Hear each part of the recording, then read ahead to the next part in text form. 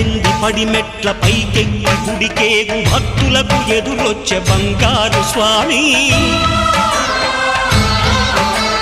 ఇరుముడులు స్పృశించి శుభమనుచు దీవించి జన బృందముల చేర జగమేలు స్వామి తన భక్తులొనరిల్చు తప్పులకు తడబడి ఒక పక్క ఒరిగెన ఓంకారమూర్తి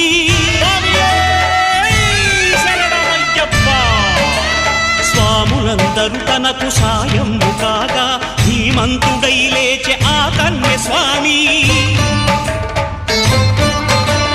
పట్టబంధము వీడి భక్తతతికై